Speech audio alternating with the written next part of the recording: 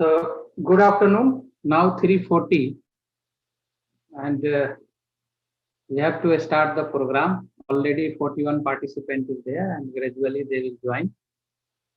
So, Rameshji, Please go ahead, Pravin ji. Let's start the programs and the people will join. No problem, sir. Thank you, thank you. So, we welcome all of you once again to our 23rd People Awareness Zoom meeting today on the topic the COVID-19 vaccine pros, cons, and immunization process to be addressed by the renowned Dr. Shashi Sekhar.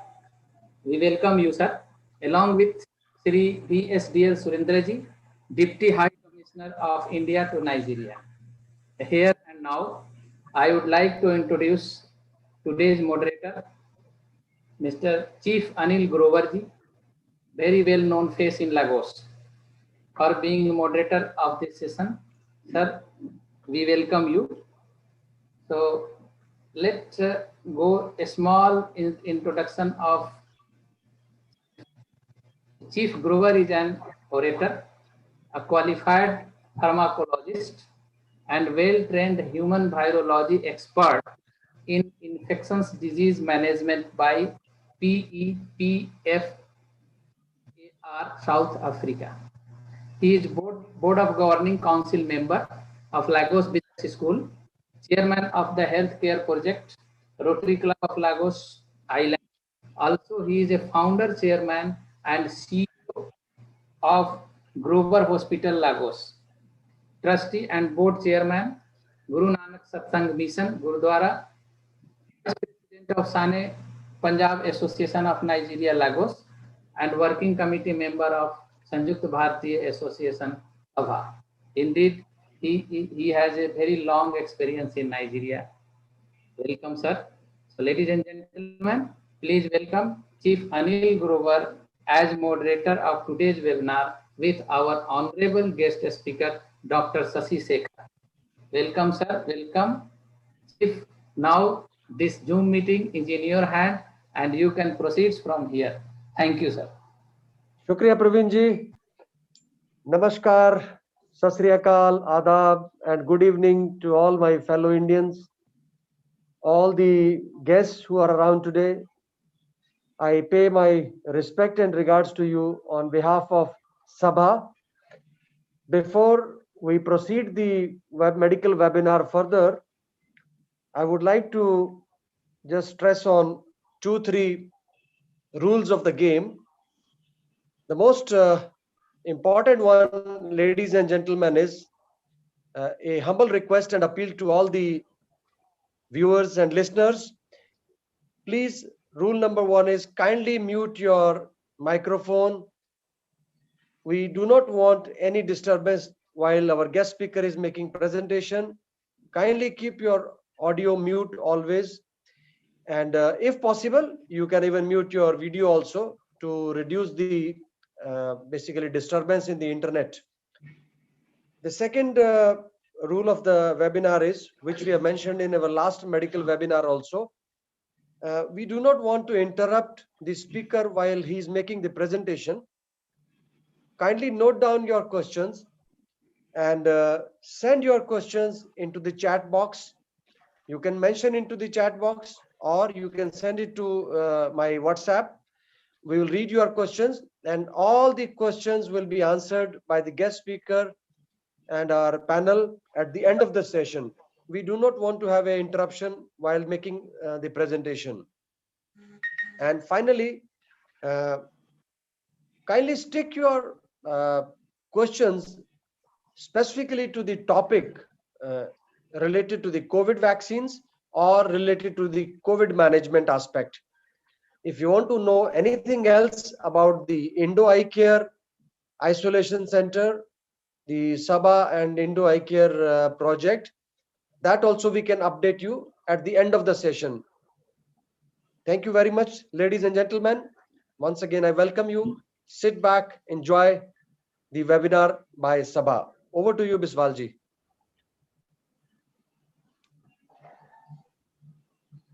Thank you, Chief Grover, for giving me this opportunity to welcome all the guests and guest speakers of the evening.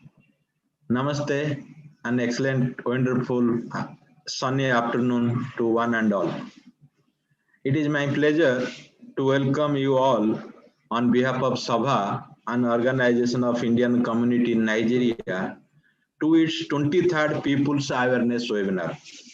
Sabha has been conducting the webinars in the past 9 months to create awareness among the community members, especially during this unprecedented COVID-19 pandemic, followed by this second wave of COVID, especially in Lagos, which has changed all the new normals to different levels. So to have at this moment, we have to go for a crisis management and to know what is COVID vaccines. About that, we are having a meeting. So firstly, let me welcome His Excellency, High Commissioner of India to Nigeria, represented by the Honorable Deputy High Commissioner Sri Surendranji. You are welcome, sir, to the Sabha platform. Sabha also welcomes the head of the chancery in ISC Lagos and officials of the Indian High Commissions in Abuja. Please allow me now to welcome our guests of the day, especially the guest speaker, Dr. Shashi Sekharji, who is an excellent and experienced doctor in his field and very, very well aware of the COVID-related matters, treatments and vaccinations. Sir, you are welcome to this most needed webinar at this moment in Sabha platform in Nigeria. At this juncture of time, everybody wanted to know what is vaccine, how it is going to affect us in our body, and when we can get it. All those things, the big things are going to be talked by you. You are welcome, sir. And all the Indian community members are welcoming you for this webinar, sir. Sabha now would like to welcome the President of Indian Cultural Association, Chief Sanjay Jain, Indian Women's Association President, Mrs. Gitika Tandon, Indian Professional Forums President, Mr. Atul Khetri, and also representatives and members of all these organizations and associations. Sabha welcomes the principal of Indian Language School and all the students who are joining here. Sabha welcomes all its in-house members and all Indian Samaj presidents and organization heads and each Samaj and associations. They are especially the Assamese Cultural Association President Sri Deepak Kalitaji, Bangiyo Parishad Empowerment Foundation President Sri Anupam Ghosalji, Bhojpuri Parivar Global Foundation Chairman Sri Divesh Mishraji, Indian Muslim Association of Nigeria Sri Javed Aliji, Jain Samaj President Sri Rohit Shahji, Jhulelal Sindhi Samaj Charity Trust Sri Anil Gopwani, Kannada Sangha President Sri Dr. Dinkarji, Kerala Samaj President Sri Joseph Anthony, Maharashtra Mandal President Sri Girish Jaikarji, Oriya Samaj Association of Nigeria President Ashok Kumar Naik, Rajasthan Samaj of Nigeria President Chief Jinesh Dugarji, Seri Punjab Association of Nigeria President Sri Narendra Chugji, Tamil Association of Nigeria President Sri Shiv Kumar Belapanji, Telugu Association of Nigeria President Sri Loknath Reddy Sahab,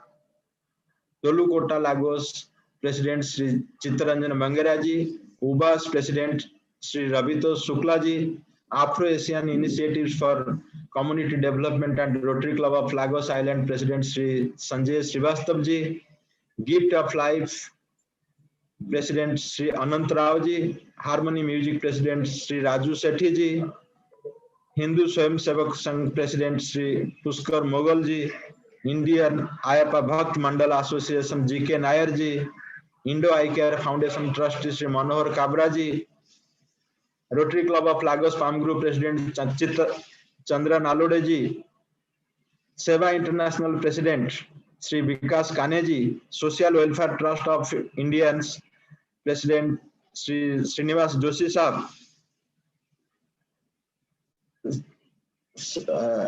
Artist Association of Nigeria Sri Madam Pallavi Sankeji, and the Art of Living Foundation Sri Akhay Jainji, Yama Waves Madam Rumi Kalani ji, Urja Foundation, Madam Rukhi Mitra ji, Gita Ashram Lekhi, Sri Manu Lalwani Sahab, Hindu Mandir Foundation, Sri Narayan Bhai Patel Sahab, you are all welcome, sirs. Sabha welcome all its mentors, Mr. Shiva Subramaniam, Chief Anil Gopwani, and also Dinesh Rathi ji to this platform. Sabha also welcomes all its leaders and the members of the corporate houses and Indian community and the Nigerians community to the members of this webinar. Also, Sabha welcomes the District Governor nominee of Rotary District 9110, Madam Lawson, to this platform. My apology of not being taking or not mentioning any of the organization or individual names, which is not unintentional. Once again, heartily we welcome you to this webinar, which is most awaited and everybody wanted to hear from us. Before I just conclude, if it will not fair, if I will not mention about the isolation center. Isolation center in the first phase, it has been dedicated to the whole of the community and to the host community, and it was a big project of Indian community led by Sabha and Indo-Care associations, Indo-Care facilities, and it is one of the biggest project in Nigeria, first ever project in Nigeria. And this second time also we have reopened the hospitals on 13th of January, and as of now we have treated more than 50 patients, and some patients has been discharged. Happily, they have gone back to their houses, and some of the patients under treatments. So we thank you all the donors and all the supporters for their support for this. Sabha also thanks to all members and each committee members and working committee members without whose support these initiatives could not have been delivered. Sabha's initiative for creating awareness, which is one of the most important thing now because of this COVID first wave and second wave, to keep everybody in a good humor. So we have done 22 webinars up to last webinars, and today we are going to have 23rd webinars. So let all of us hear this. Without taking much time, once again, Sabha welcomes all to this webinar. Thank you all for joining for this People's Awareness webinar. Thank you, Chief.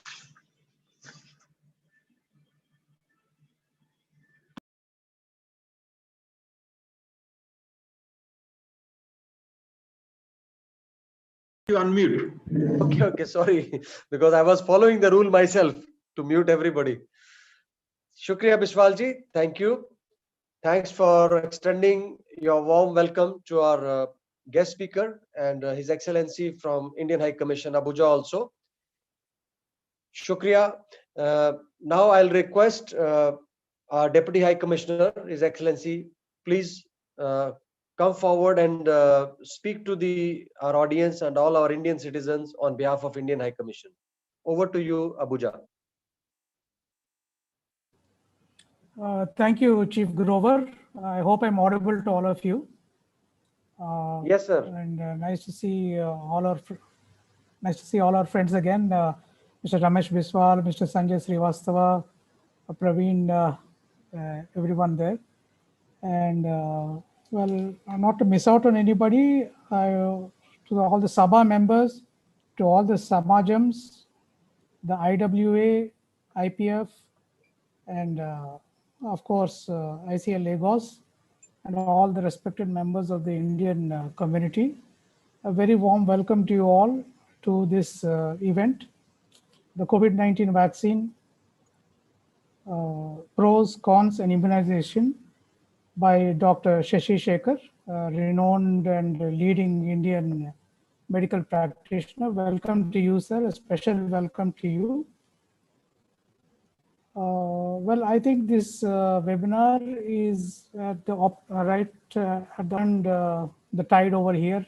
We are seeing the silver lining on the cloud, and yes, 2020 has been a year of great, what should we say, trial for all of us. And my deepest condolences to all the families of the Indian community who have lost their loved ones. And on the same note, I'm also happy that at this isolation center, we hear that 30 Indians have been cured and have recovered and have returned home happily to their families. And we wish that the other 40 members there are also going to recover soon, and they may also come out hale and hearty. And we would like to just touch upon what all the Indian government has done. Well, as you all know, that two vaccines have been announced by the Honorable Prime Minister, both these indigenous vaccines, Covishield and Covaxin. And the country has undertaken, the largest vaccination drive in the world. More than 1 million have been vaccinated in a span of 6 days. And this is not just for the Indians alone, like we have this concept of Vasudhaiva Kutumbakam and caring and sharing for all our partners and for the whole world. And India is now living up to its role as the pharmacy of the world. And we have supplied several shipments all over the world to many countries, including Bhutan, Nepal, Mauritius, Morocco, so on and so forth. And we understand that about 90 countries are interested in commercial exports also from India. And this is definitely doing extremely well for the reputation of India as the pharmacy of the world. And coming specifically to Nigeria, yes, a lot of interest has been expressed by the Indian community, and the High Commission is definitely doing its best. As you all may be knowing, the Covaxin dossiers, though the third phase trials are still expected, we have forwarded the dossiers for the Covaxin to the Nigerian government for their consideration. And not only that, the Indian government has provided a training program for a Nigerian Ministry of Health officials, in vaccine administration. And the High Commission has also been taking it up informally with the Nigerian government, for prioritization of the Indian community in the government of Nigeria's vaccination drive, because the Indian community are the leading stalwarts of Nigeria's trade and investment relations. And we have requested the Nigerian government to kindly be sensitive to their needs. And we are all happy to inform you that next week we are likely to have a meeting with the Nigerian Ministry of Health. And after that, we may get more clarity on vaccines import from India. And we are working closely with the Indian community and the Indian institutions also in Nigeria. And a few of us have already, engaged in discussions on this. And we hope that soon Nigeria will be able to enjoy or benefit from Indian-made vaccines as well. With this, I would like to end my remarks here and would like to again welcome Dr. Shashi Shekhar, and we would like to listen to his wise and considered views on this vaccination drive. Thank you so much. Shukriya. Thank you, Your Excellency. बहुत बहुत धन्यवाद आपका for update from Indian High Commission as well as on behalf of the Government of India. What are the new developments happening and what is happening in Nigeria also? What are the initiatives you are taking in Ministry of Health in Abuja? We appreciate your update. Thank you very much, sir. Let's move on. Now it's my privilege and it's my honor on behalf of our Sabha and on behalf of our Indian community in Nigeria to welcome our guest speaker once again, Professor Dr. Shashi Shekharji. Dr. Shashi Shekharji is a very well world-renowned laparoscopy surgeon. He has done his Masters of Surgery as well as PhD. Currently, he is the head of the Department of Surgery at Postgraduate Institute of Medical Sciences, Udaipur. Dr. Shashi Shekharji is also the coordinator of medical education in Postgraduate Institute of Medical Sciences, Udaipur.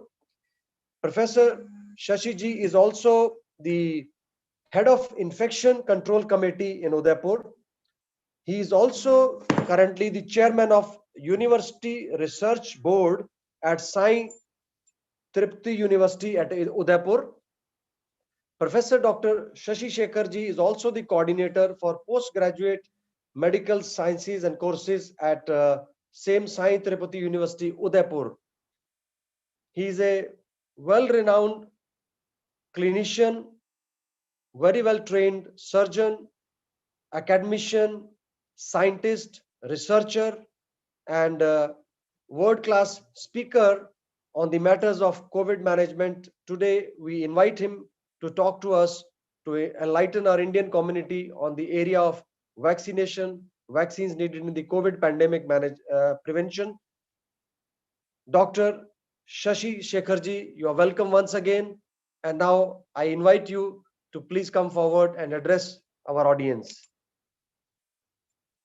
Over to you, Dr. Shashi Shekharji.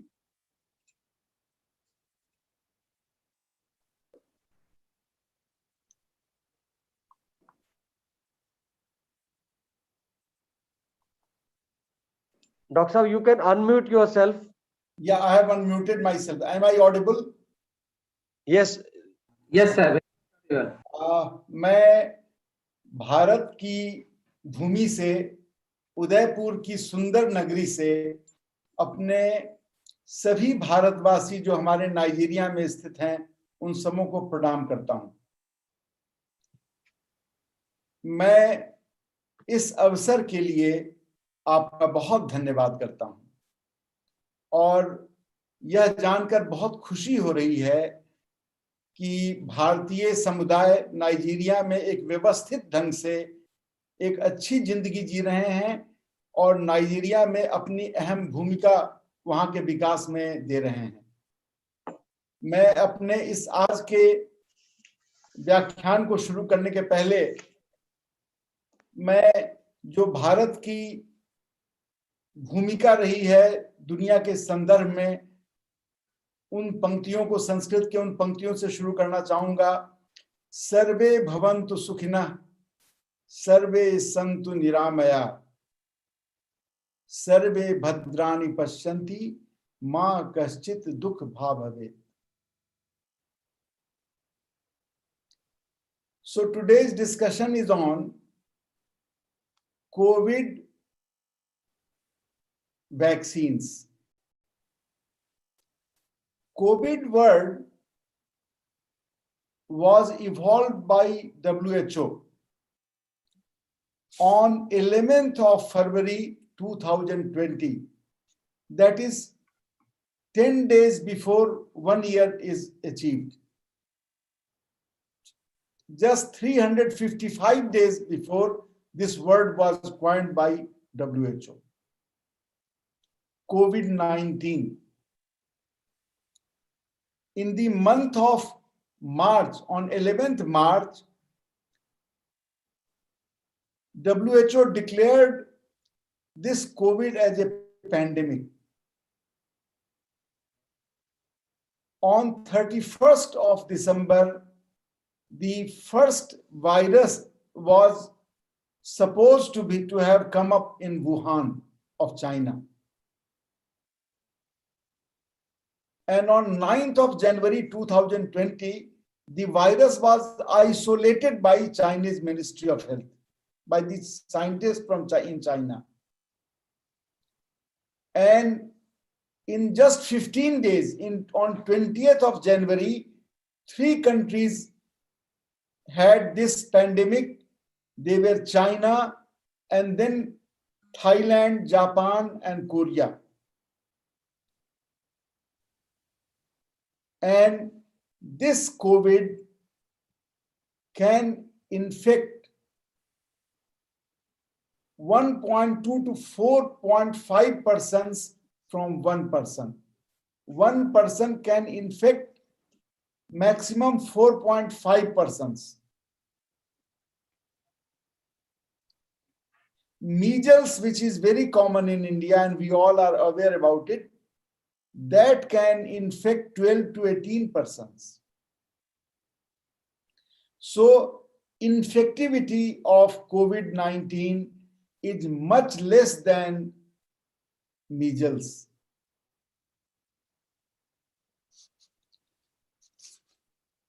So Normally, when the disease started, the initial presentation was the people had fever, dry cough, shortness of breath. Some people also developed body aches, nasal congestion, running nose, sore throat, and diarrhea. But later on, we could understand that this has 4 or 5 types of presentation. And later on, we could understand that it should be divided into 6 types. The first one is uncomplicated, that I said. The second presentation was with mild pneumonia. The third was severe pneumonia, in which 14% people needed oxygen supply for saving their lives. The fourth type was acute respiratory distress syndrome, in which about 5% needed, 5% affected needed ICU care. And fifth was sepsis, and sixth was septic shock, and most people from septic shock could not be saved.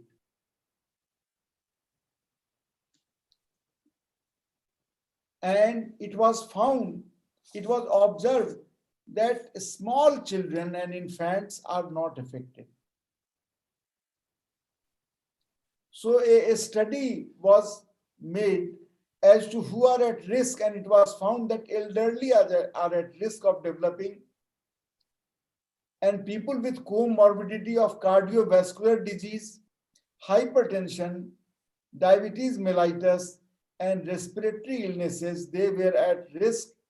And other people with immunocompromised state, like kidney transplant, heart transplant, liver transplant, these patients who were taking medicines to cut down the immunity, or people who were affected by HIV, or people who had renal failure, these were at high risk. So a high risk group was identified. And thus the government came out with strategies to break the chain. And that strategy came in the form of lockdown, distancing, mask, hand wash, quarantine, and flight cancellations. There was too much of suffering world over. There was never a time known in the recent history where men locked themselves inside the rooms, and the animals and everybody else was allowed to roam on the roads. In some cities, wild animals were seen roaming on the roads. It was never in the recent history, and never in the memory of people who are surviving today. So there was an intense search for something which can help the humanity in saving itself. As first of all, it was found that chloroquine has antiviral effect. And this is written in medical books published 30, 40, 50 years back. So to begin with, chloroquine was used in the hope that it will save people. And a lot of chloroquine, there were only 2 countries there were only 2 countries in the world who were producing chloroquine. One was China and the other was India. But China stopped this production and India was continuing. So India took the responsibility to supply it to all friendly countries of the world. Later on, studies from Japan and some other countries found that ivermectin is potent drug to prevent COVID-19 endemic. This tablet was supposed to be taken in different recommendations, 12.5 milligram, one tablet every 30 days. However, there was nothing in literature, and there was too much of confusion.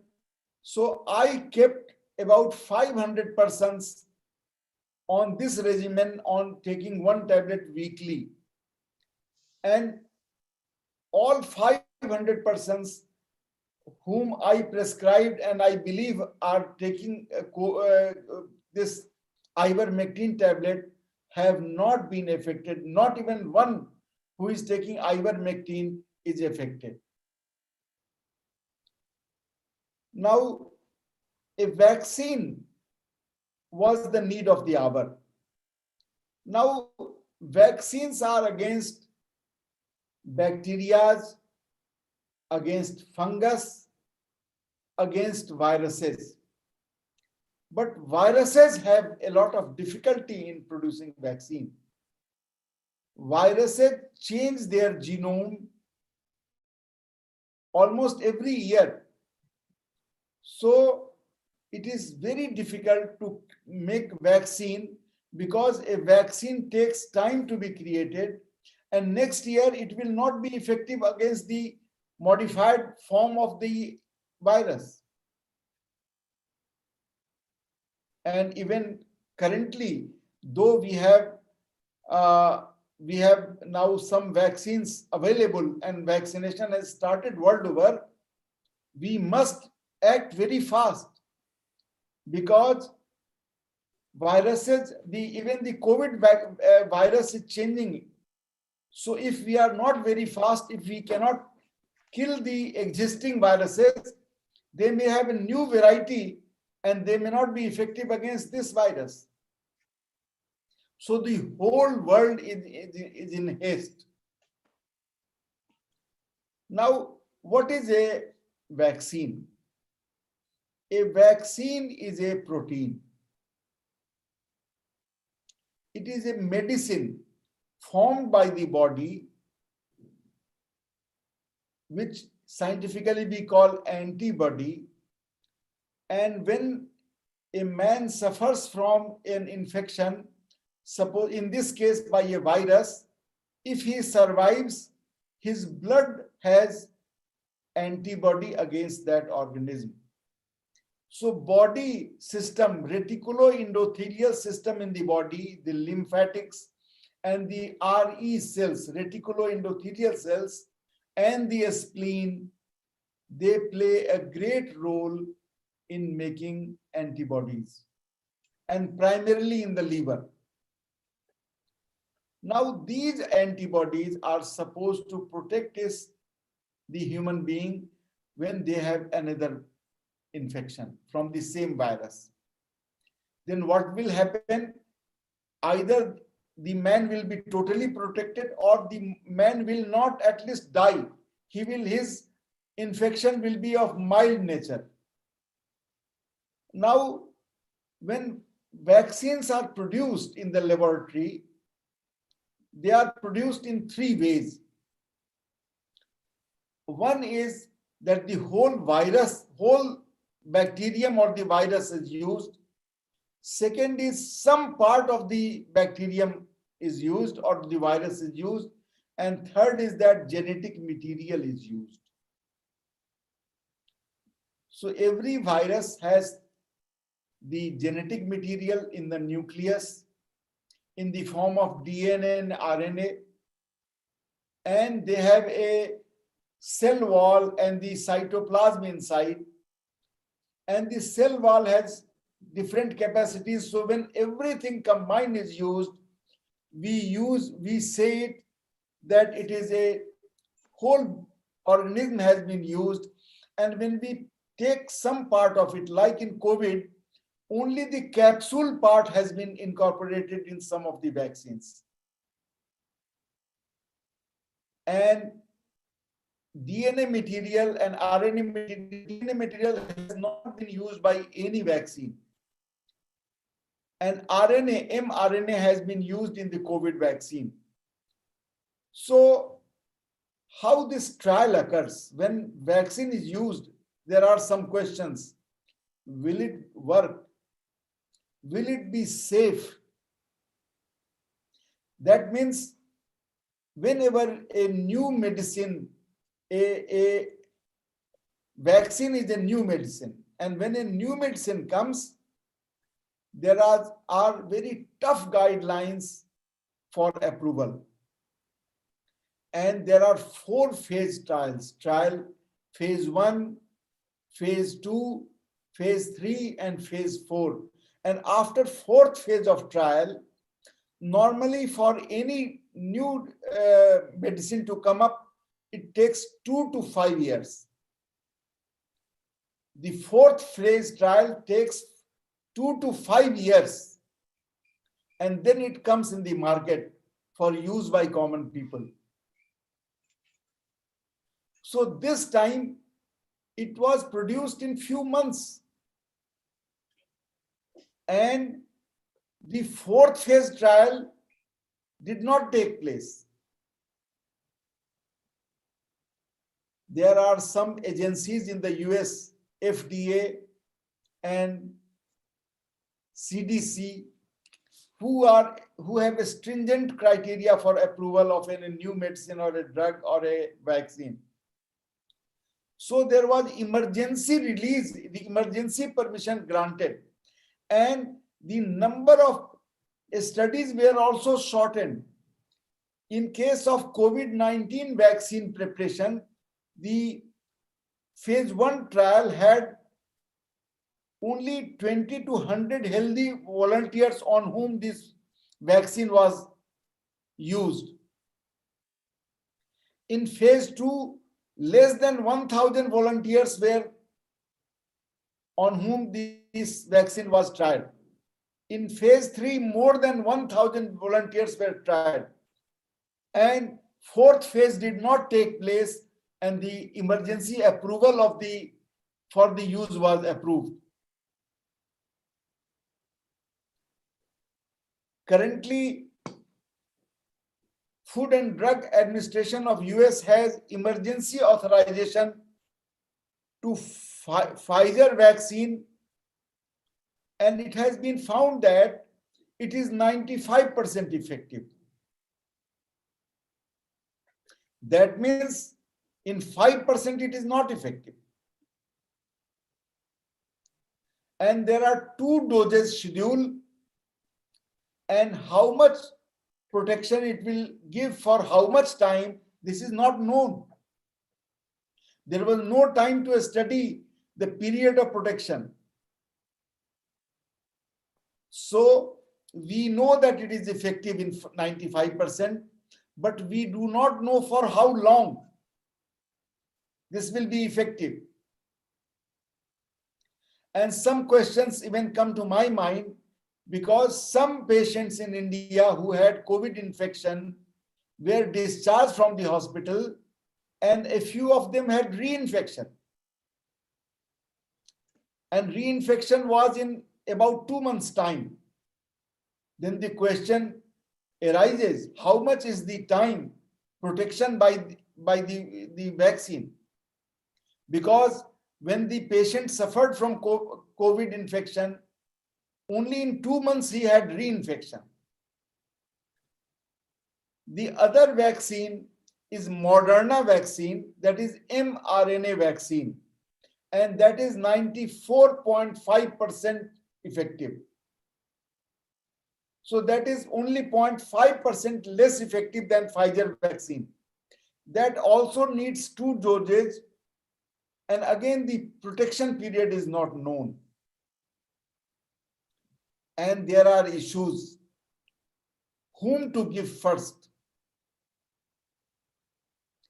So almost all governments felt that frontline warriors like doctors, medics, and police personnel, they should be given as the first. In India, the second priority will be people who are above 50% age or who are below 50 but have comorbidities like hypertension, heart disease, diabetes, or transplantations. So there are many issues and many questions in the mind of public. Even all doctors are not very sure about what will happen. So there are some studies. A study was conducted on the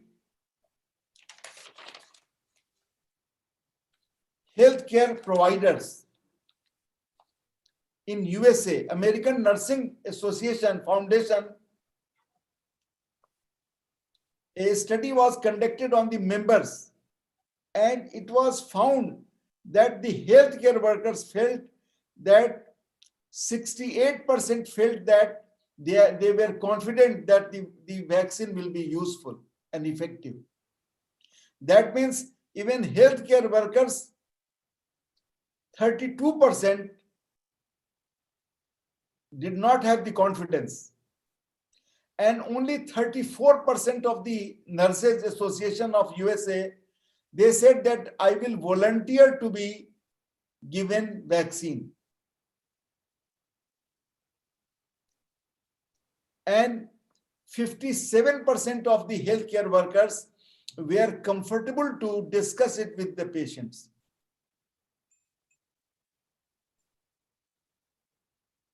The questions everywhere in the mind of people are there side effects? May I die with the vaccine? Will there be serious injury to my health with the vaccine? Second question is, does it work? Third is it safe? Fourth is, how much will it cost? So these are the four issues that we have been discussing in some of the top level discussions when for last 3 months we were planning to introduce it in India. So it was decided that the acceptance may have 3 stages. The government and the experts felt that there may be complete refusal by some, there may be passive acceptance by some, and there may be demand by some.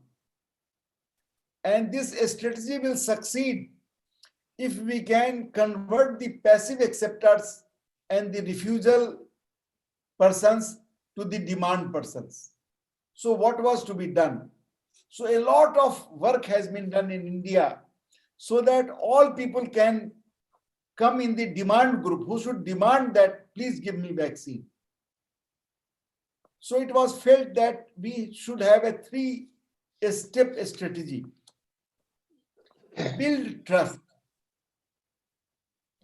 promote confidence in healthcare worker, and engage communities in 2 ways.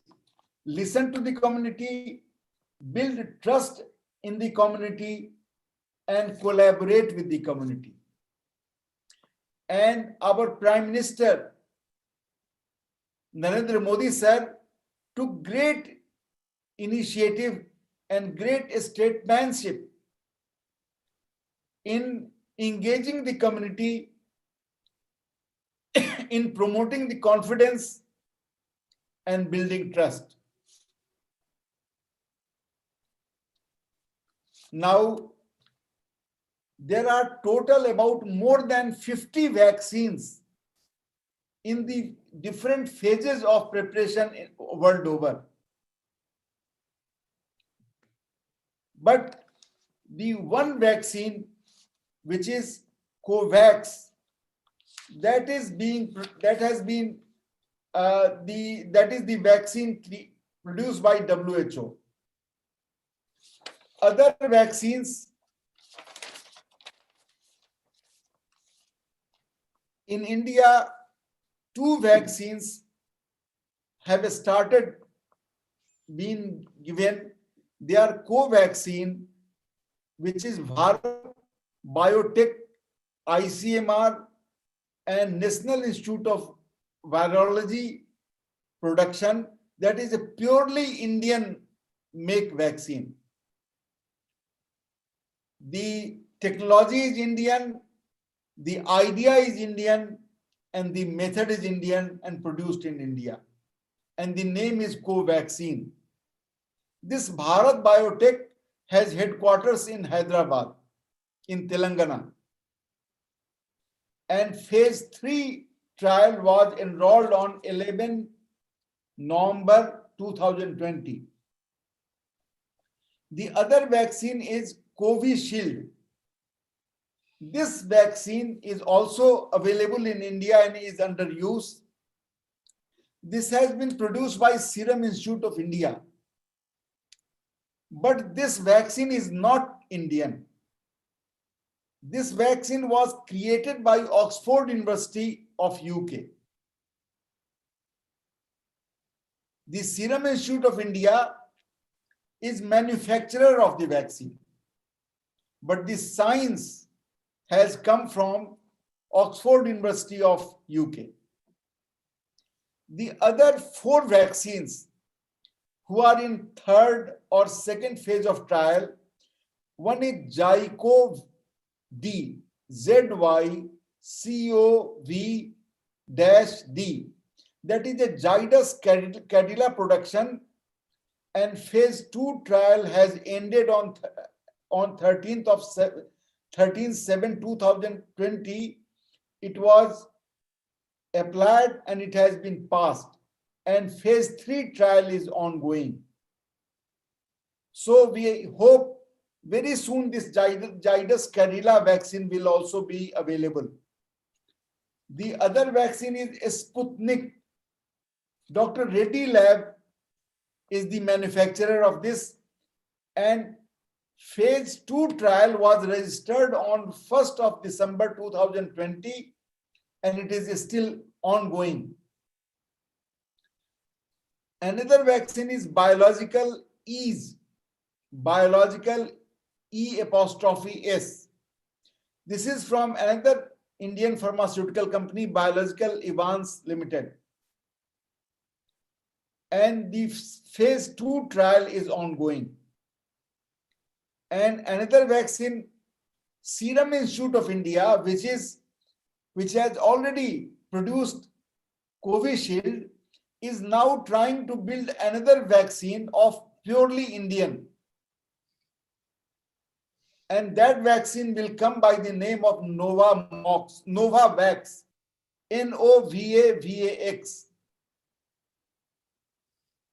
And Serum Institute of India has applied to the government for local trial.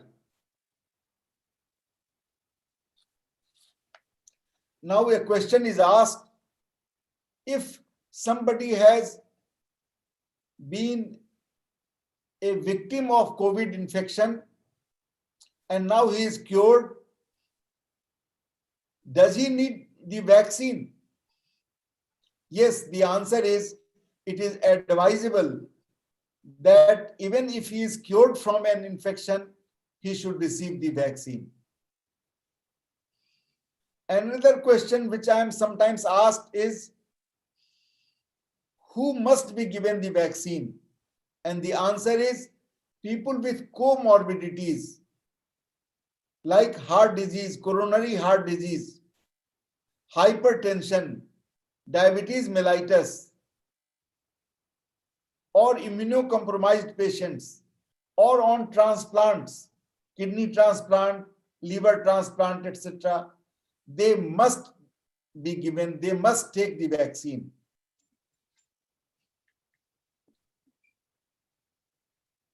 In India, this vaccine has been launched on 16th of January.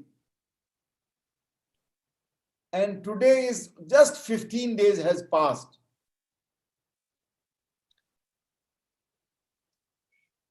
There is almost negligible report of side effects.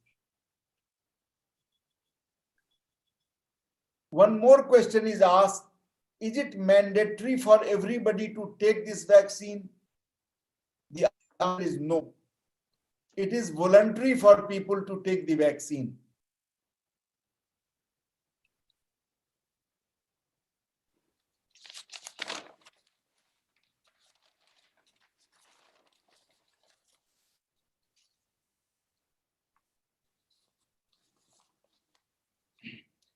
Something about the vaccines.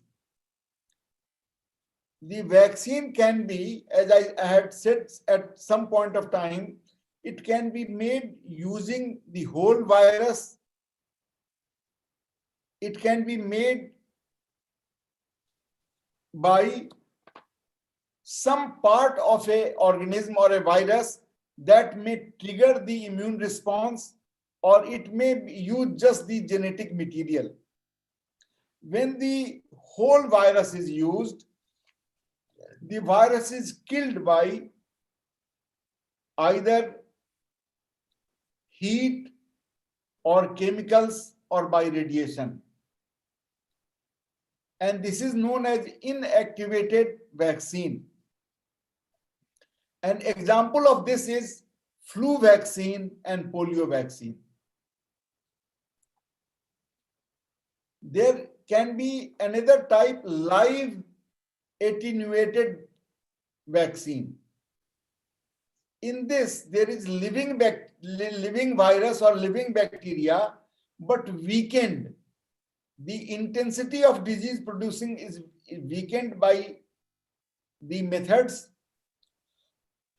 An example of that are measles, mumps, and rubella MMR vaccine.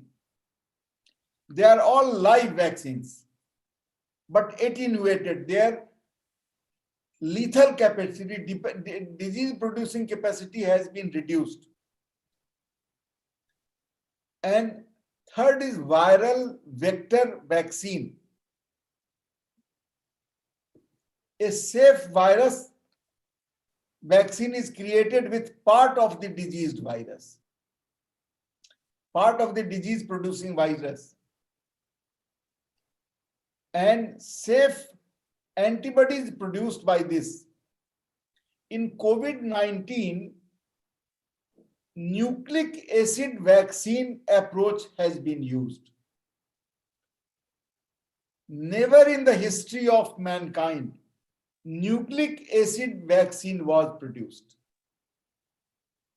No, never before COVID-19, this vaccine production, this nucleic acid vaccine was never approved. There was some production of this method vaccine for cancer cure, but the trial was not complete. Fourth phase trial has not occurred. So on this earth, by any country, anywhere, this method producing vaccine was never used, which has been used this time in producing the COVID vaccine, that is nucleic acid vaccine approach.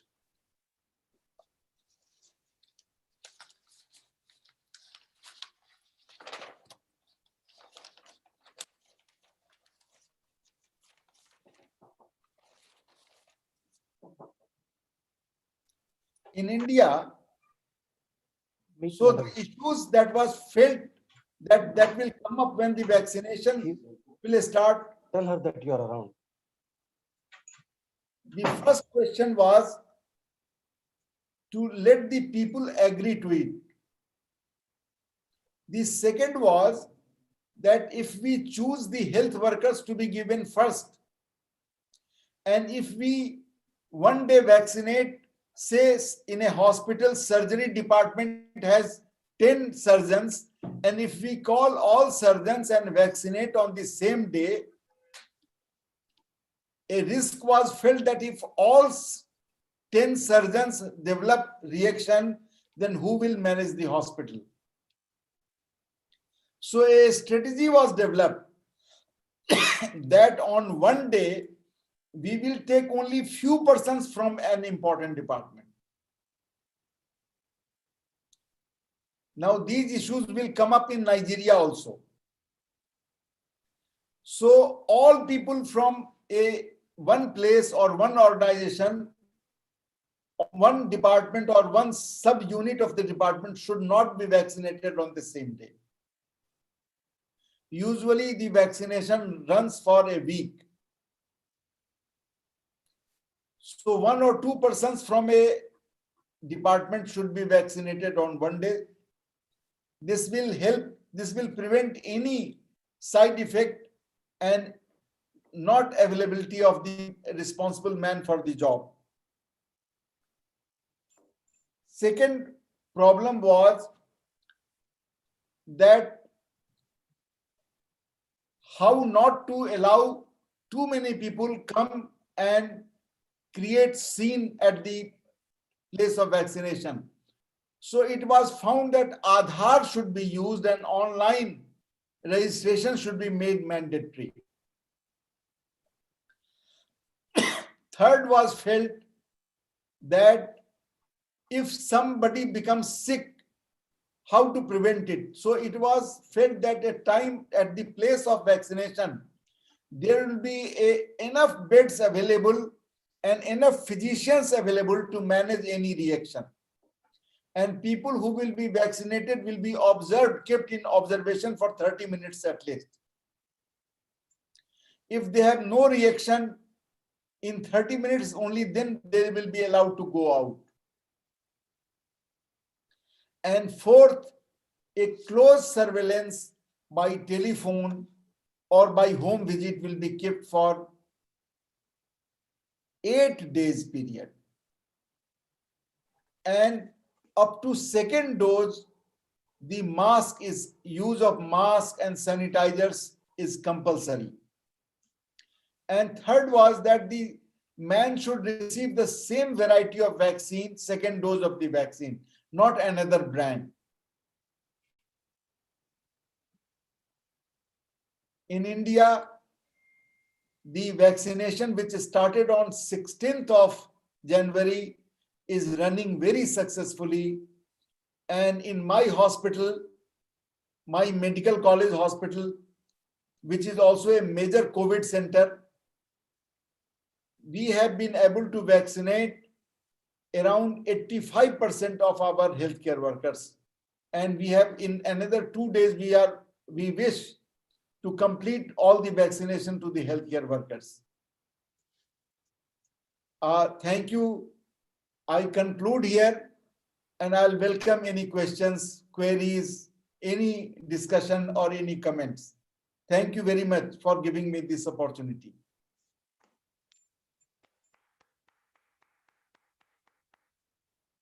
Shukriya, बहुत धन्यवाद, Dr. Shashi Shekhar ji. You have given a very nice, elaborate understanding, starting from the background of how COVID started, then to the line of management, and now the availability of vaccine, what vaccines are, what type of vaccines are, and how they are given, what are the precautions to be taken while those who are administered vaccine. Excellent, sir. बहुत shukriya. Now we will start the question and answer sessions. While, sir, you were giving the presentation, some of the questions have already started coming on the chat box. I will start the question answer session now. By the way, sir, just a curiosity sake, while you were making presentation, my first question which came to my mind was, sir, have you taken vaccine yourself?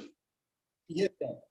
I took, it is 4th day that I was given the vaccine. In fact, in my medical college and hospital, I am the first man to receive this vaccine. Excellent. Which was, in Udaipur, which was distributed, Covishield or Covaxin? Covishield. Covishield. Which is the Oxford AstraZeneca model? Yes, Oxford, yes. Okay. So because of that, my first question comes, sir, from the audience.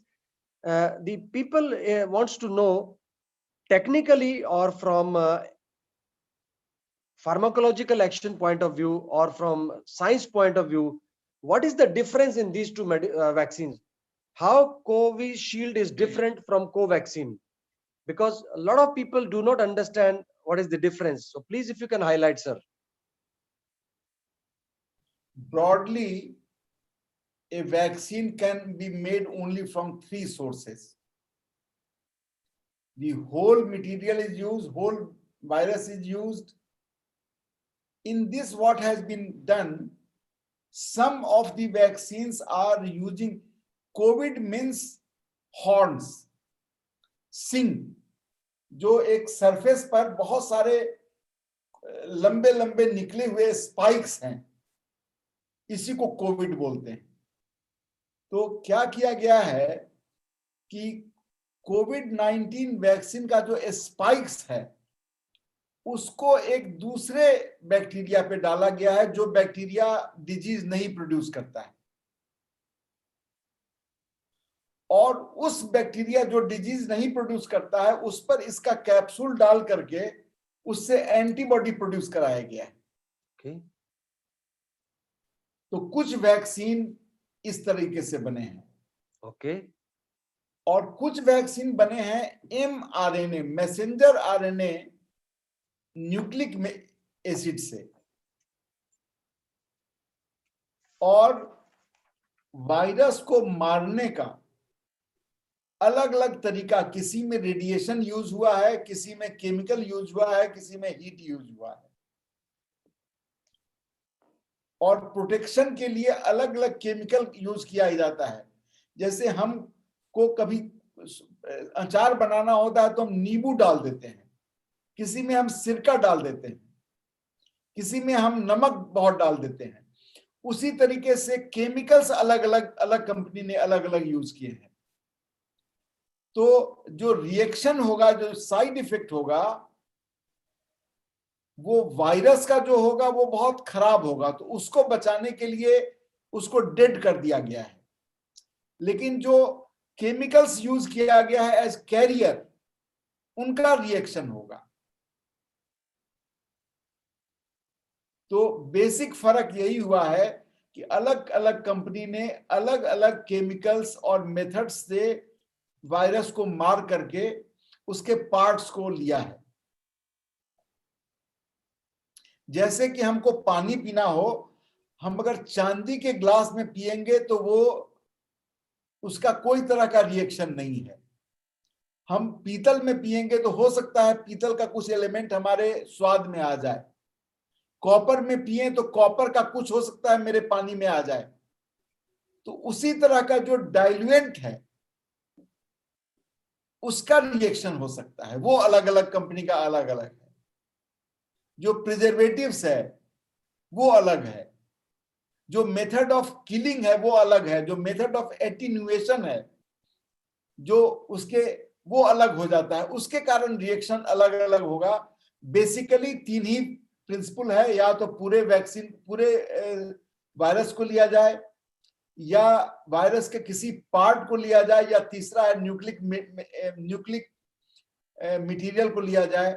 इसमें एक तो nucleic material लिया गया है, दूसरी Covid shield लिया गया है, जो कैप्सूल है वो लिया गया है।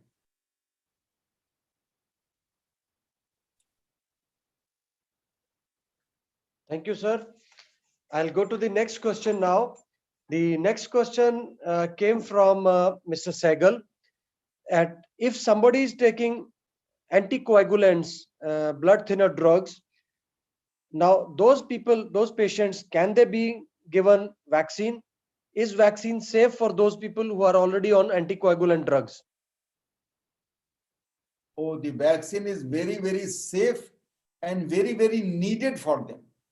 These people who are on triple therapy for anticoagulation, they usually take aspirin, atovastatin, and clopidogrel.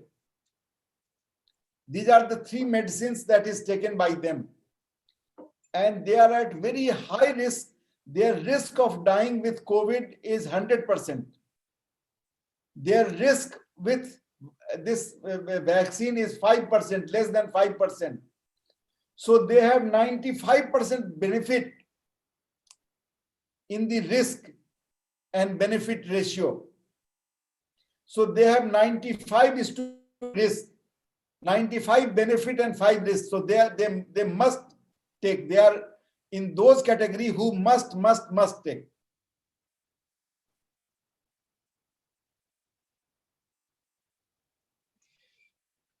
Okay, sir. Thank you. My next question is by Chandresh Bhai.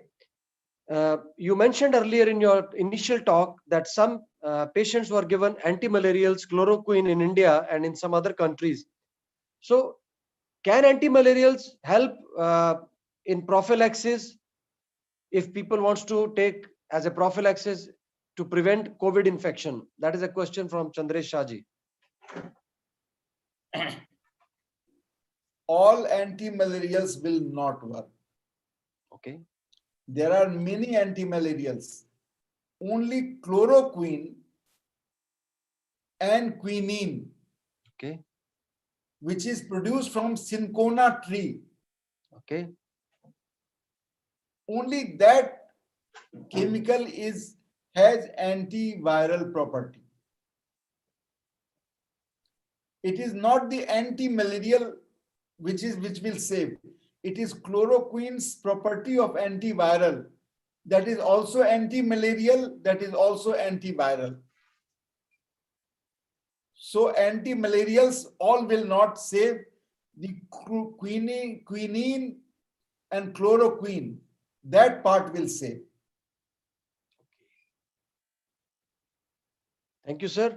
The next question has come from one of our member in Sabha, that if somebody takes vaccine, now current vaccines which are available, if somebody has taken the current shot of vaccine and later on after a few months, if the new variant come, a mutated version come, are we protected enough for the new variants with the current coronavirus vaccine, with the new variants?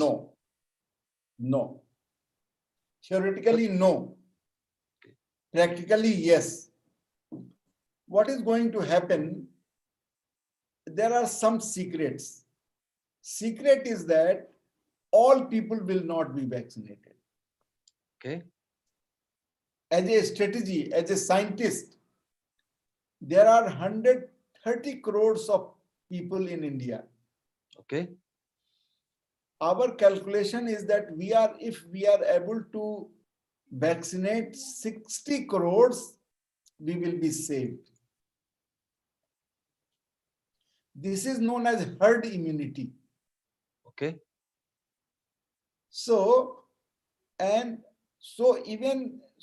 immunity will be created, and in fact, many of us are saved because we suffered from some other viruses. We have in our lifetime suffered from measles, influenza, and this virus has some properties similar to influenza. So because some of us have suffered from influenza and measles in this country before, so some antibodies formed earlier is already saving us. So the new variant will have 70-80% similarity with the old variant, only 10 to 15% will be new. So we will not be saved totally, but we will not die. So basically, in nutshell, you are saying is that the current vaccine will not be able to protect us enough for the new variants or new versions of the virus. It will be capable enough to protect us from dying, but will not protect us from a reinfection. Got it, sir. Understood. Now, next question has come from also one of our Samaj president. In specific terms, who are the people who should not be vaccinated? Clear cut, no. Who are the people who should not take vaccine? Which is that category of people? Clearly prohibited. People who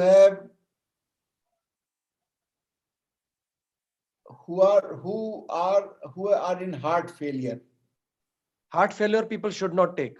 Should avoid before we do not have, we have restricted views about them. Those who are higher, those who have risk of severe comorbidity, like if there is coronary artery 4 is blocked, 3 is blocked, and they have not got angioplasty done, Okay. they should not take. Okay. Yeah, and those They should. people. What about pregnant women? In fact, Pregnant women? no study has been done on pregnant women and infants. World over, we had no time to study it on children, be it in the uterus of the mother or be it below 5. There was no study in the whole world, no study could be done. The study available is only on adults. And fortunately, children So current guidelines, can a pregnant woman take vaccine or? Yes. I will personally advise that she should take it, but it is a voluntary vaccine, knowing that we have no report, no study is available. Okay. Sir, next question is from Harish Asnani ji. Is there any precaution for hypersensitive patients? Usually there are certain patients, those who have allergic manifestations or those who are taking some antihistamine drugs. Some people are allergic to sulfur drugs or some antibiotics. So those people who have a susceptibility of all allergic manifestations in the past, are they advised to take vaccine or they should avoid? It is their own choice. The government in India has arranged a very intensive arrangement at the site of this vaccination. A group of physicians are available to monitor the patient for 30 minutes. They should request them to be monitored for 1 hour. And if they are ready for this risk, they should take. I personally, if I was in that category, I will go for it and I will take it. But this is a voluntary choice. It cannot be given any recommendation. But there are all these centers have arrangement to keep a watch for 30 minutes. And if anything will happen, it will be managed. Okay, sir. Thank you. Next question is from Sardar Pal Singh ji. He is also our working committee member in Sabha. You mentioned about the drug and the efficacy of ivermectin. So is there any guideline or what is the recommendation? Should people take it or not? If taken, should they take it weekly or monthly? And do you still need vaccine if people have already taken the course of ivermectin? The recommendation is ivermectin should be given day 1, day 2, day 3 for 3 days and then every 30 days. Should people take prophylactically or they should avoid prophylactically? That is the question. And there is no side effect even to people who have heart disease or any comorbidity. There is no guideline. But this is, in my family, in my friends group and in my doctor's group, we are taking ivermectin for last 4 months. My all relatives all over in USA, in UK, everywhere in Australia, they are all taking it every week. My recommendation personally was every week, because what I thought, the risk of dying is 100%. And the risk of reaction is 5 to 10%. So we have 95% benefit. This discovery came from Japan, and their recommendation is day 1, day 2, day 3, ivermectin 12.5 milligram, and then every 30 day till this corona period, 1 tablet every 30 day. My group have been giving every week. So question was that those people who have taken prophylactically ivermectin as a dosage, should they take vaccine or no? That's the question. Sure. They must. So they still need to be vaccinated. Yes, though that was to protect. That was not to create antibody. Correct. Antibody is a medicine in our body which will not allow us to use any drug. Thanks for this clarification, sir. Next question is also from our working committee member, Shri Tarun Sanghvi ji. Tarun Sanghvi ji wants to know that in some of the vaccines, they write efficacy 65%, efficacy 75%. Some says efficacy 92%. For a common layman, how do we interpret this percentage of efficacy? What is meaning of this 65% or 75% efficacy? How does a layman will interpret this? In relation to COVID, the two vaccines which have come from 16th, the efficacy of one is 95%, the other is 94.5%. That means in one there is failure of 5% and in the other there is failure of 5.5%. Oh, 5 people or 6 people might get infection even if they are vaccinated. Infection and might die also. In spite of vaccination. Because in them the antibody will not be produced sufficient enough. देखिए हम कभी कभी खेती करते हैं तो हम खेत में बीज डालते हैं जी, उम्मीद करते हैं कि 1 एकड़ में हमें 20 मन धान होगा. ओके. और हमें आधा मन होकर रह जाता है. उस खेत की उर्वरा शक्ति कम होती है किसी पीस ऑफ लैंड की. तो some people are unable to make antibody. And those who are unable to make antibody, they are not protected by vaccine. And in Covishield, the success rate is 95%. That means the failure rate is 5%. And in Covaxin, the success rate is 94.5%. That means failure rate is 5.5%. So those vaccines which are saying efficacy 65% or 70%, that means there is a chances of 30% failure. Yes. Got it, sir. Clear. Failure means complete failure. I got it. Next question, sir, is from our past president of our Rotary Club of Lagos Island, Shri Gulati ji. Gulati ji wants to know that there are a lot of people who are taking some antihistamine drugs regularly. They have an old history of chronic allergic rhinitis and they are on antihistamine drugs taking regularly. These people, can they be vaccinated? Is there any side effect of vaccination given to these people? Those who are on antihistamine or old history of chronic allergies?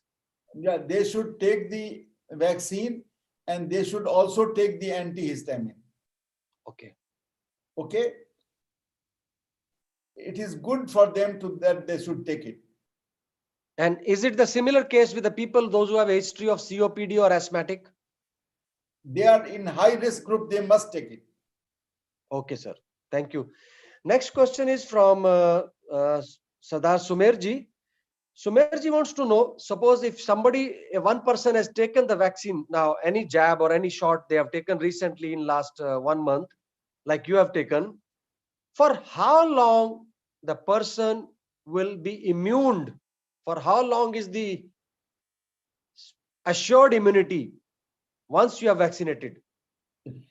Is there any study? Before 2 days doses is over, there is no complete vaccination.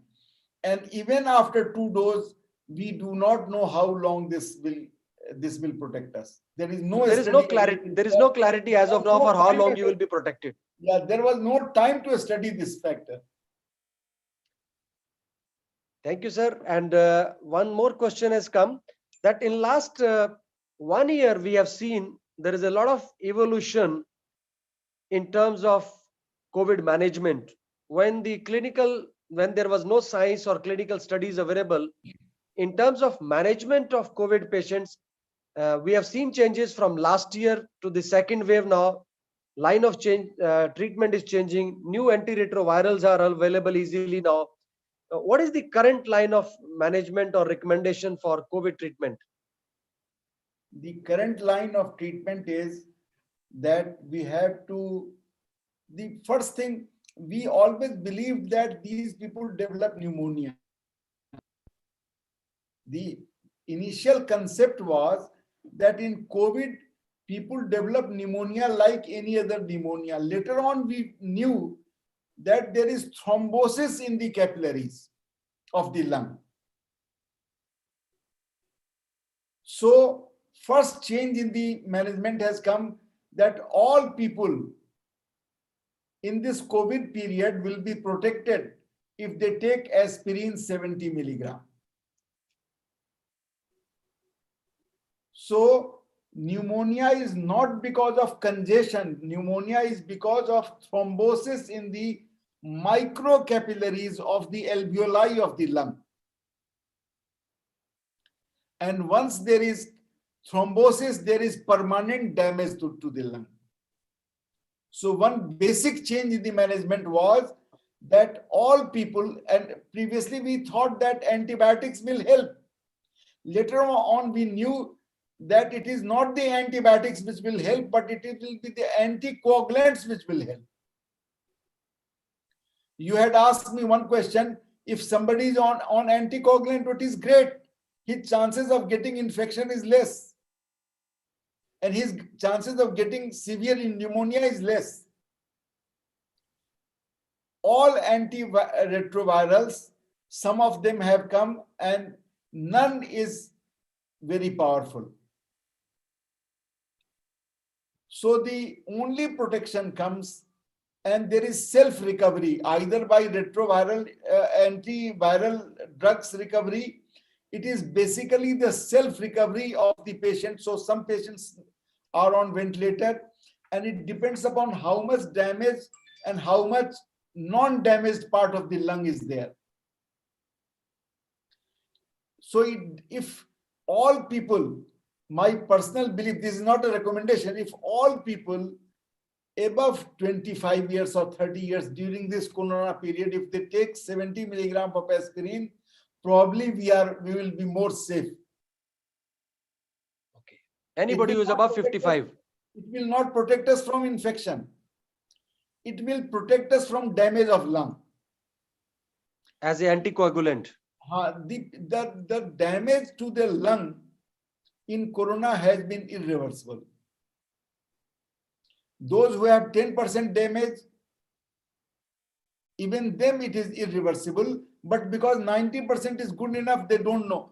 But those people who have 80% damage, they will not be able to survive for long, because the fibrosis occurs and fibrosis does not come back to normal.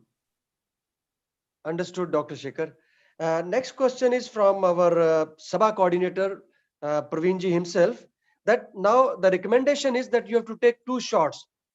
What should be the minimum number of days gap or maximum number of days gap in between these 2 shots? What is the recommendation? 28 days. 21 days. 28. 28 days should be the gap.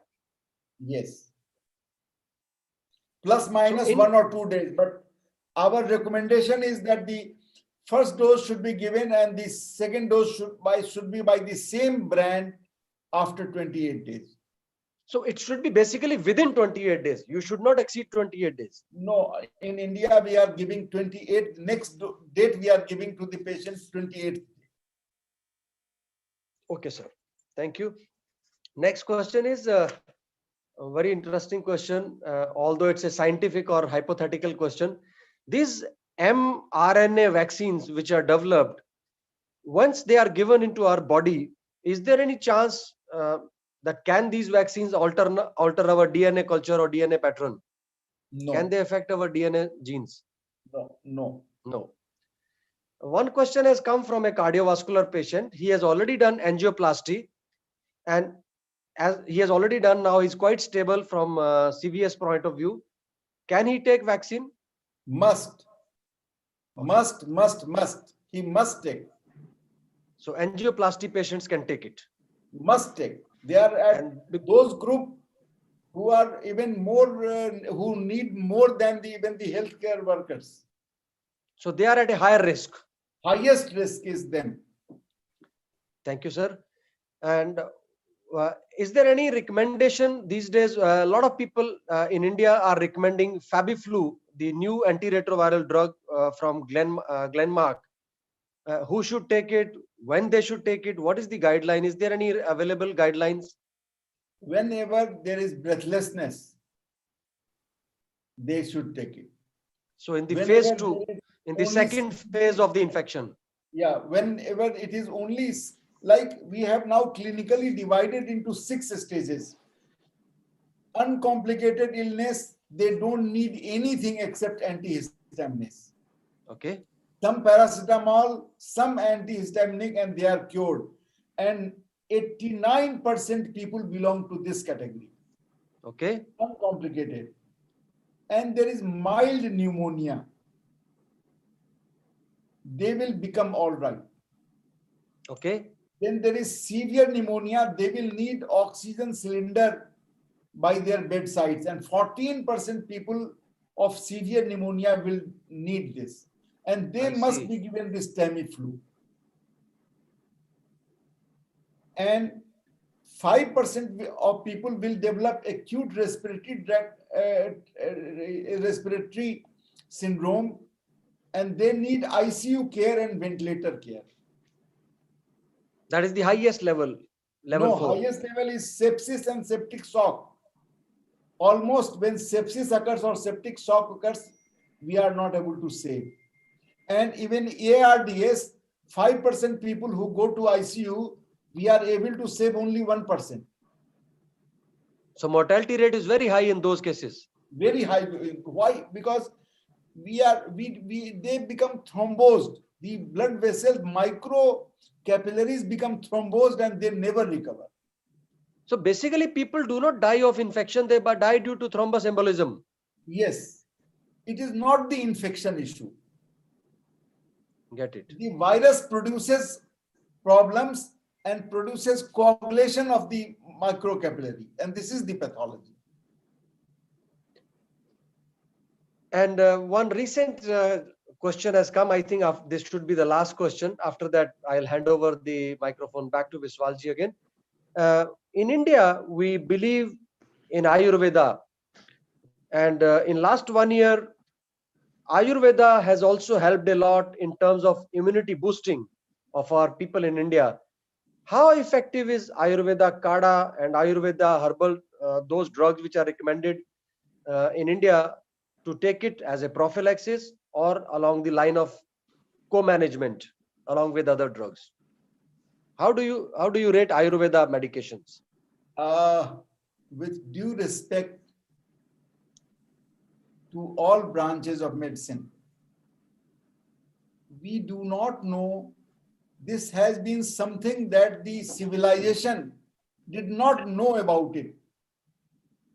We have no knowledge what works, what does not work. So everything should be allowed, but unless until there is evidence-based medicine, we cannot answer these questions scientifically.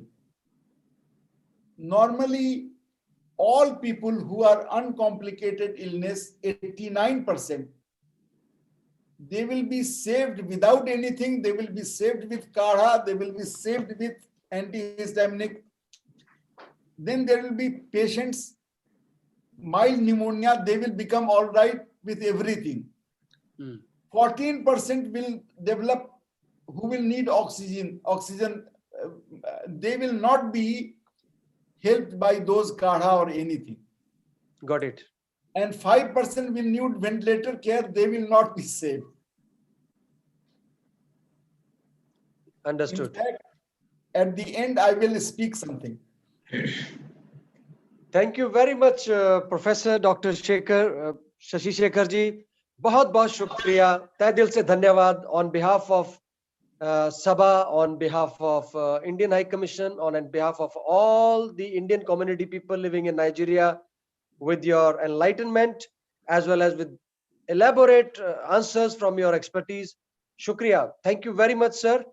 Over to you, Visbalji. I want to speak something. Yeah, Please, please sir, go ahead. continue, doctor. Please, Continue, go ahead, doctor, sir. please. Continue, Dr. Shashi. Just it will be another few minutes. Go ahead, Please. sir. This 16th, 17th, and 18th of February, I'm invited by Nalanda University to give a talk on the effect of yoga in curing the disease. Okay. It is something just you asked the similar question. What is the effect of Kadha, etc.? I was thinking now there will be 6 to 7 vice chancellor who will be speakers. And I was just thinking what to speak. Then what came to my mind that as a doctor and as a senior doctor, they expect me to talk evidence-based medicine. Okay. So I have prepared my talk. What is the scientifically research saying about which yoga curing, which, how much or not curing? So there is one new term which has come in the medical science, medical field is evidence-based medicine. What is this? If I cannot prove the benefit by randomized controlled trials, the studies are not perfect. And one more thing I want to speak, that during this COVID period, I came across thousands of people who were not doctors, but who did their own way to help people and alleviate suffering of mankind.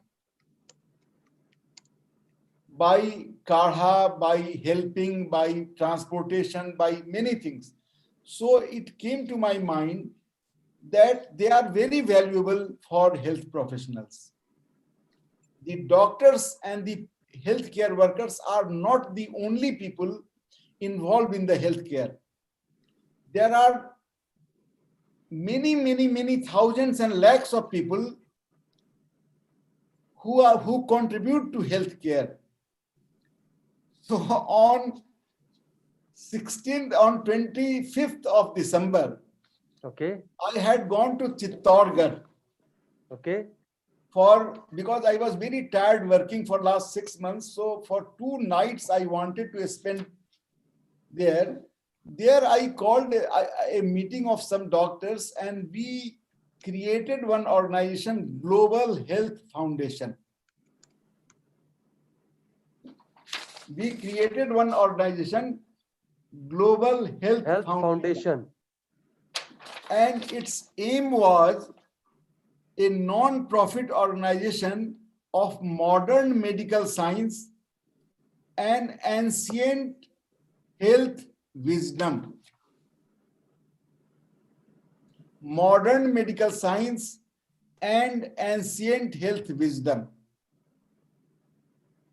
There is so much knowledge in Hinduism, in Christianity, in different countries, in different ethnic societies. There is so much knowledge about healthcare and health protection, which need to be examined by modern medical sciences. Some of them must be useful.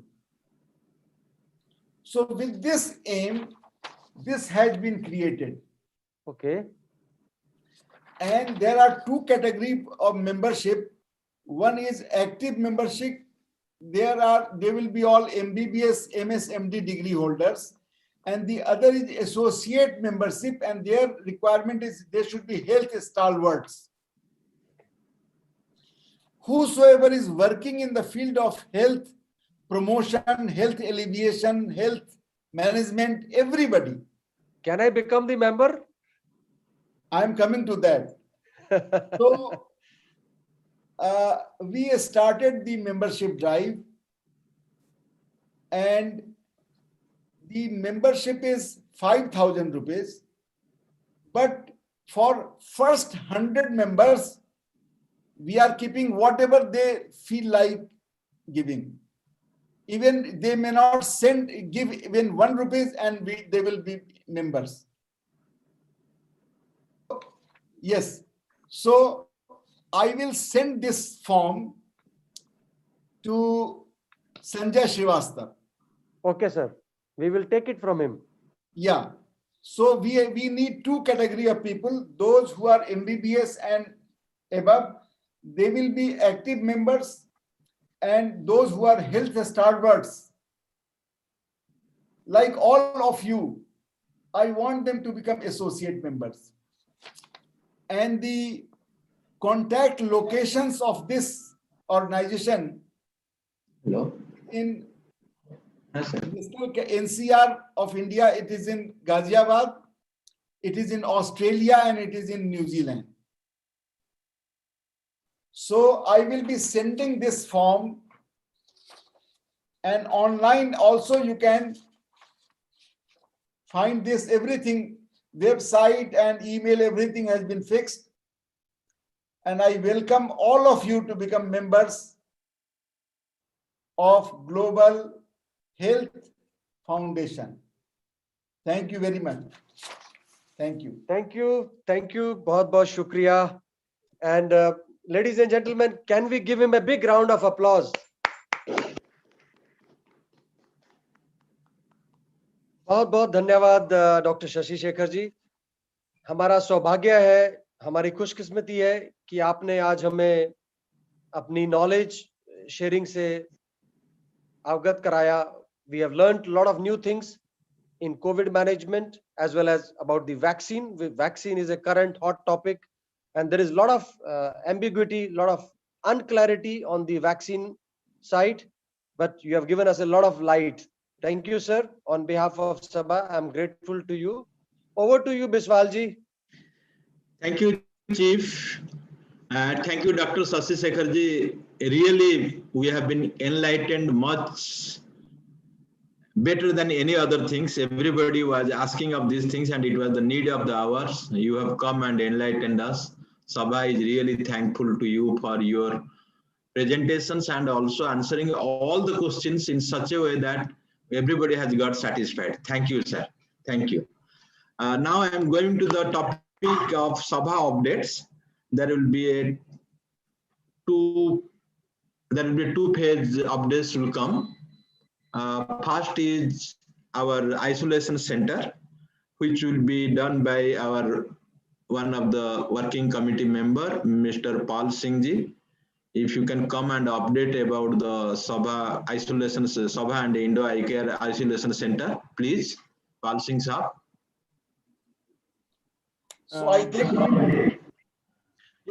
Sir, okay, then we'll have a thanks from the vote of thanks formally. We'll just finish it, then we'll go for this one. Otherwise, we'll take within 5 minutes to 7 minutes, we'll conclude, if you don't mind. Biswalji, sorry to interrupt. Before Paulji update on Indo-Eye Care, I just saw on the chat box, one gentleman wants to ask some question. Maybe he's missed Mr. Pishu Lakhani ji. Is he allowed to ask some question to Dr. Shekhar?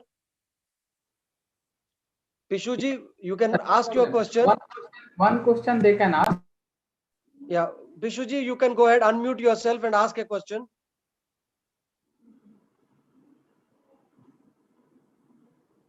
Mr. Pishu Lakhani ji, if you are listening to me, you can ask your question. Go ahead. Sir, it was an error, sir. It was an error, sir. I saw the raise hand. Yes, sir, it was an error, sir. Sorry. It's okay. Apologize, sir. Over Okay, to no Pal issues, Singh ji. you, sir. Please, Pal Singh ji, please sir. update us on Indo-Eye Care Isolation Center. Good evening, ladies and gentlemen. First of all, I want to thank you, Dr. Shashi Shekharji, for the wonderful presentation. To update on isolation center, our isolation center in Ajao State is now fully operational from 13th of January. We have doctors there from Ministry of Health, nurses, all the medicines are available there, and we have oxygen available there. What we don't have there is a ventilators and ICU That's not there, but all other facilities are available for general treatment of COVID. And the procedure to get admitted there is very simple. Somebody has to, whoever is having symptom, should go for PCR test. And if the PCR test report is positive, then you have to inform the committee members and approach to the isolation center with the positive report, and you will be admitted. And once the admission is done, and then the protocol of Ministry of Health starts over there, and they give their medicines according to their standards. And apart from medicines, we also have a food facility. Food is served in the morning and in the afternoon by HHS, and all other general facilities are available. General tests are available.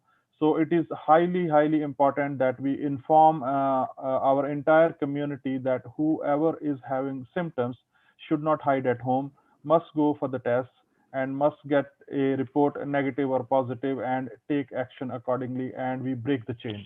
It's extremely important to break the chain to win from COVID. That's all I have for my side. Over to you, Rameshji. Yeah, Thank you. Thank you, Paul ji. Thank you. Paul Sab, I think we are having around 30 more patients as getting treated, around 40 patients been discharged. That is what, and it has already been circulated with the flyer. I request Pravin ji, if he is there, Pravin ji, please update two things. We are having upcoming webinars, and after that, just vote of thanks. Please, Pravin ji.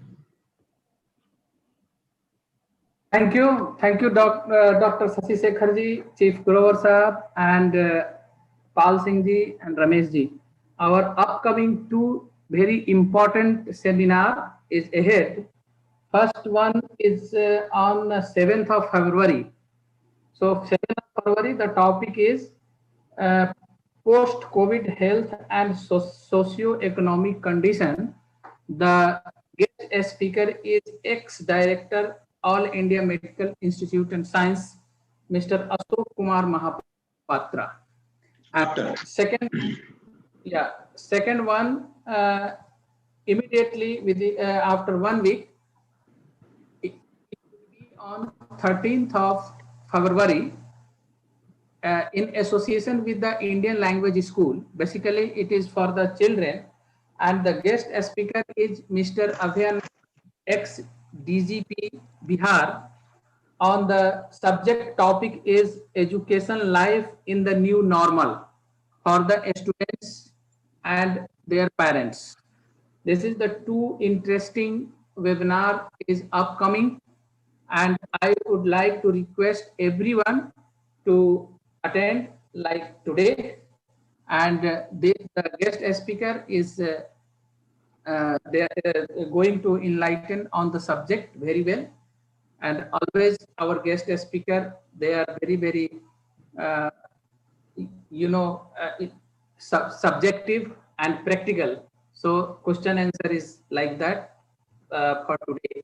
So going forward, and time is also not going to permit us for the long session today. So I am going to present the vote of thanks. All protocol observed, and on behalf of Sabha, I express our gratitude to respected Sri VSDL Surendraji, Deputy High Commissioner of India to Nigeria, Mr. Rachit Rawat, Second Secretary and Head of Chancellery of Lagos, along with all officials of High Commissioner Office in Abuja and Lagos as well.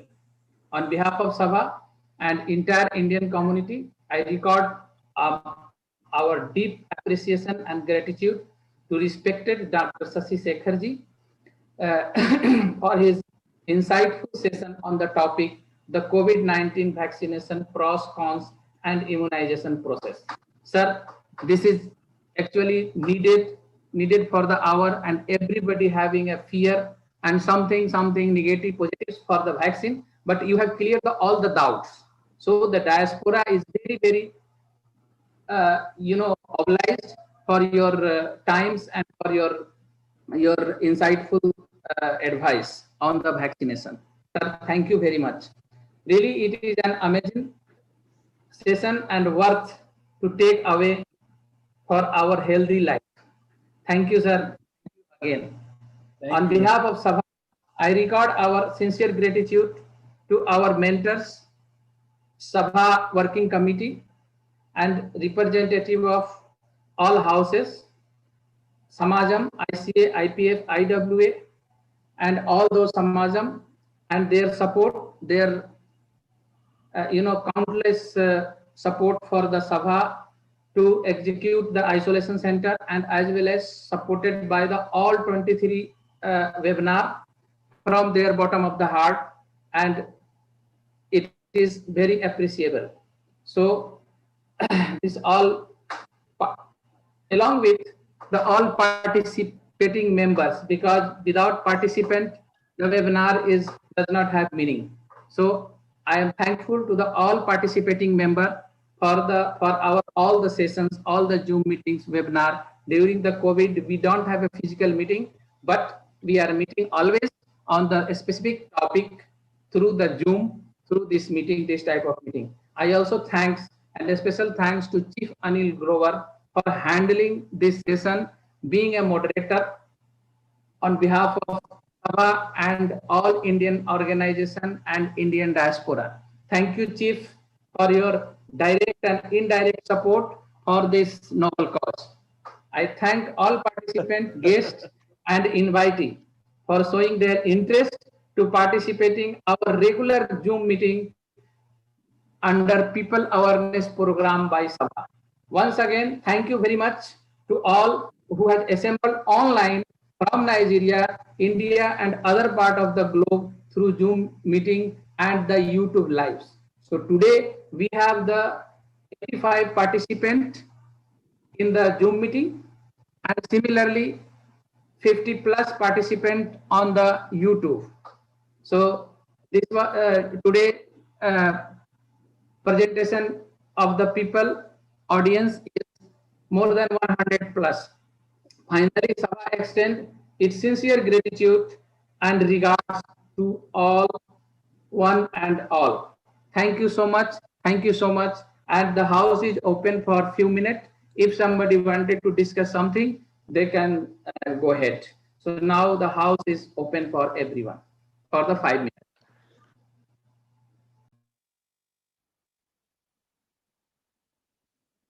Thank you, Pravin ji. Thank you, Dr. Saab. Thank you, Surendran Saab. Thank you, Grover ji. And thank you all participants. Great thing.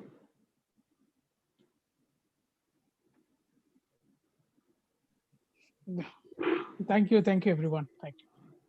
Yes, sir. You want to tell anything, Surendran Saab? You can, people are here, you can just continue.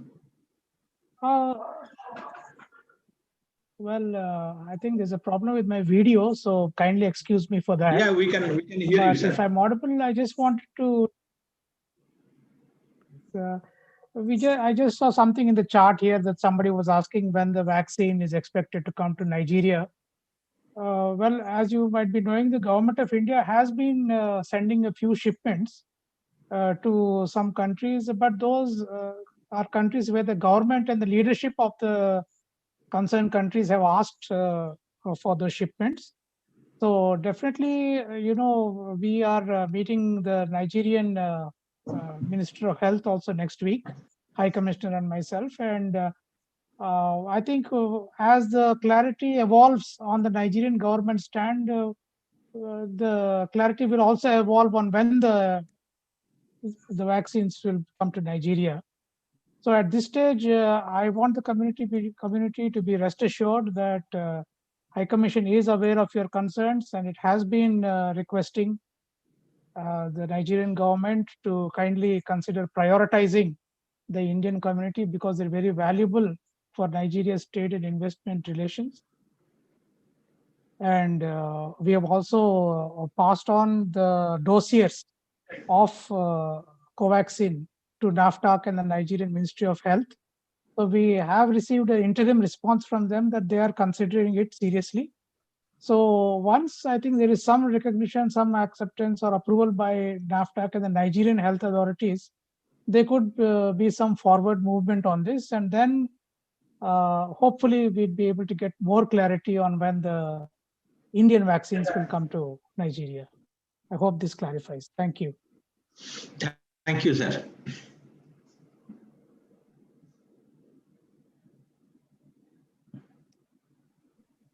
So I think today's session is over here, and with the due permission, I am going to close the webinar.